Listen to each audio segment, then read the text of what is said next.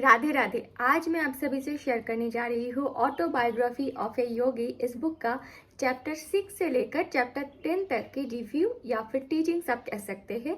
Video शुरू करने से पहले ही मैं बता देना चाहती हूँ कि इस बुक को मैं एक नॉर्मल बुक की तरह ही पढ़ रही हूँ और एक नॉर्मल रीडर की तरह ही पढ़ रही हूँ, और मैं कोई भी आशा लेकर इस बुक को नहीं पढ़ रही हूँ कि हाँ, इस बुक से मेरा जीवन परिवर्तन हो सकता है।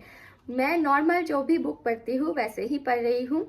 बहुत सारे लोगों ने इसका प्रशंसा किया है, तो अभी तक यानी चैप्टर 10 तक मुझे ऐसा कहीं भी नहीं लगा है कि हाँ, ये चीज़ मेरा जीवन को बदल सकता है।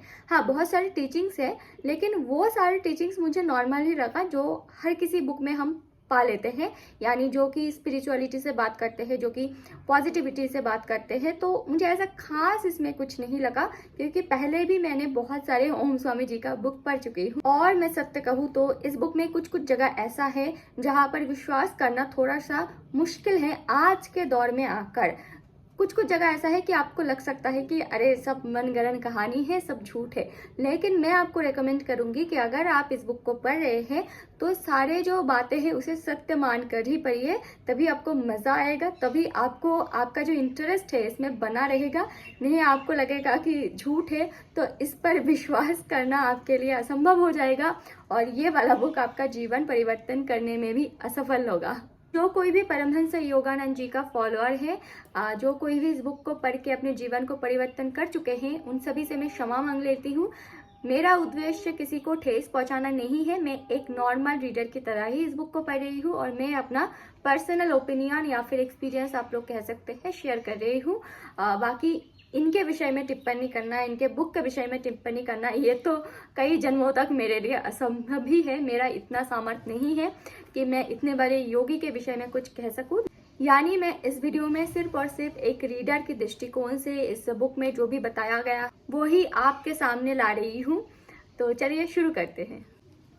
तो चैप्टर 6 में इन्होंने बताया है, जैसे कि पिछले सारे चैप्टरों में बताया है, उनका संतों से मुलाकातें और संतों से वो क्या क्या सीखते हैं, वही सारे। मतलब देखिए, आप अगर नॉर्मल सेल्फ हेल्प बुक पढ़ते हैं, उसमें क्या होता है, हमारे सामने परोसा जाता है, ठीक है, थाली में सब कुछ सजाया जाता है कि ये पॉजिटिव थॉट्स है, ये आपको सोचना है, ये आपको करना है, ये आपको डेली रूटीन में शामिल करना है। लेकिन अभी तक मुझे ऐसा लगा इस बुक में, इतने सारे चैप्टरों में, कि इस बुक में जो भी टीचिंग्स है वो हमें थोड़ा खुद से निष्कर्ष निकालना पड़ेगा, खुद से थोड़ा ज्यादा ही छानना पड़ेगा, तभी जाकर हमें कुछ अलग सीखने को मिलेगा।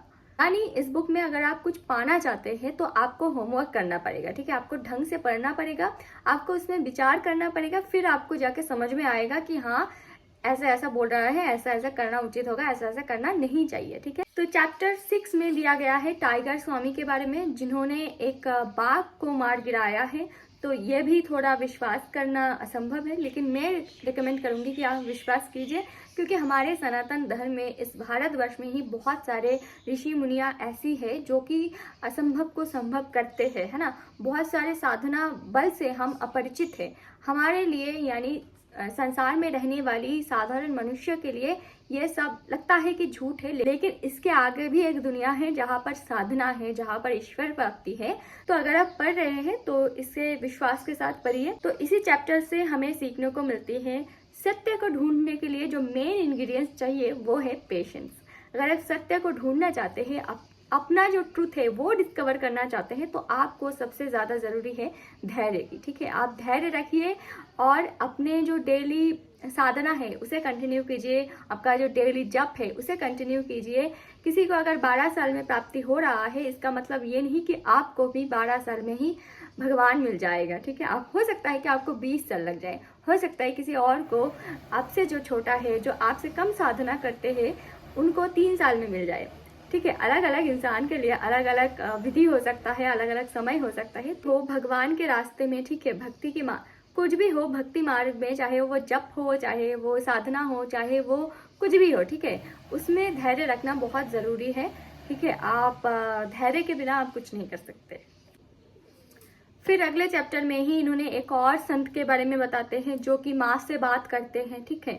और देखिए, बंगाल में माँ से बात करना, हमें बचपन से ही बहुत सारी ऐसे कहानी सुनने को मिलती है कि रामकृष्ण जी वो माँ को खिलाते थे अपने हाथों से। तो माँ के विषय में जो है यानी जगदम्बा से बातें करना, ये बंगालीज के लिए विश्वास करना थोड़ा आसान है, ठीक है, क्योंकि हमें बचपन से ही रामकृष्ण जी की, स्वामी विवेकानंद जी की कहानियाँ सुनने को मिलती है। फिर चैप्टर 8 में इन्होंने बताया है कि ये जगदीश चंद्र बोस, वो व्यक्ति जो कि उद्भिद में भी प्राण होते हैं, इसका प्रमाण सबसे पहले देते हैं, और वो भी एक बंगाली ही है। तो इस चैप्टर में कुछ साइंटिफिक चीज़ों के बारे में बताया गया है, जो कि आपको 9-10 के एनसीईआरटी बुक का जो बोटानी का पोर्शन है वहीं से पढ़ने को मिल जाएगा। देखिए, चैप्टर 10 तक इन्होंने बहुत सारे ऐसे संतों का जिक्र किया है जिनके पास कुछ अलौकिक क्षमता है, ठीक है, उन अलौकिक क्षमता से वो अलौकिक चीजें कर सकते हैं। तो यहीं पर हमें कुछ सीखने को मिले या ना मिले, हमें ये आश्वास मिलता है कि इतने सारे लोगों को भगवान प्राप्ति हो चुका है, इतने सारे लोगों को साधना के बल से ये प्राप्ति हो चुका है। तो हम अगर इतना साधना करें, हम अगर कुछ कर रहे हैं जब तप या फिर साधना, तो हमें भी ईश्वर प्राप्ति हो सकता है। जिनको भी इस बुक पर यकीन नहीं हो रहा है, मैं कहूँगी कि आप एक सक्सेस स्टोरी की तरह पढ़िए कि इन लोगों को ईश्वर प्राप्ति हो चुका है, इन लोगों को साधना के बल से ये मिल चुका है। तो हम अगर साधना करें, हम अगर जब तब ध्यान करें, तो हमें भी भगवान की प्राप्ति हो सकती है। देखिए, इतने सारे चैप्टर में चैप्टर 10 में कुछ ऐसा लिखा है जो पढ़ के मैं इस बुक पर यकीन करने लगी हूँ। ये अपनी भूख के विषय में बताते हैं, कैसे भूख लगने पर ये इम्पेशेंट हो जाते हैं, ठीक है।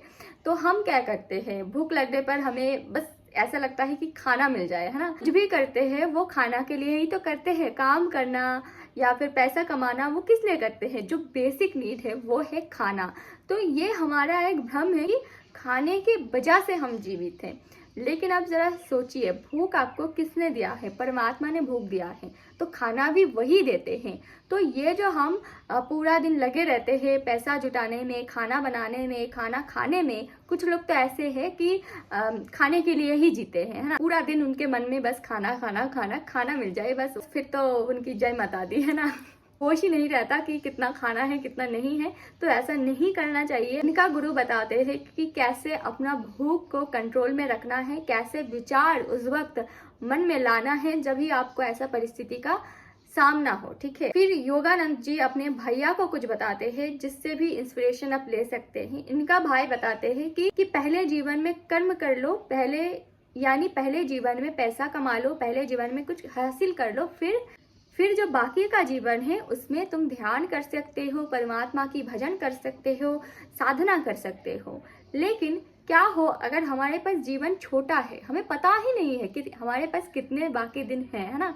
तो पहला जो जीवन का उद्देश्य होना चाहिए वो भगवान प्राप्ति होना चाहिए। और लक्ष्मी जी वो तो भगवान के अधीन है, तो भगवान प्राप्ति अगर हो जाए तो लक्ष्मी प्राप्ति भी वैसे ही हो जाएगा, है ना।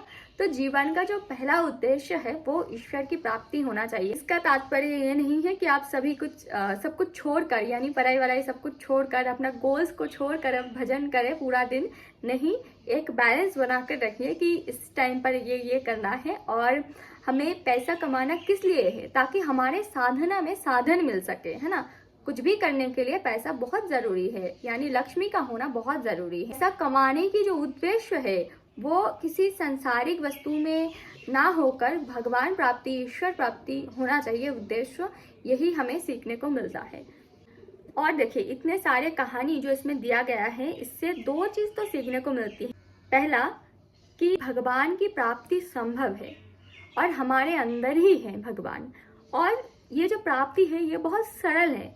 तो इसे सरल तरीके से ही प्राप्त किया जाए, इसे जटिल ना बनाया जाए।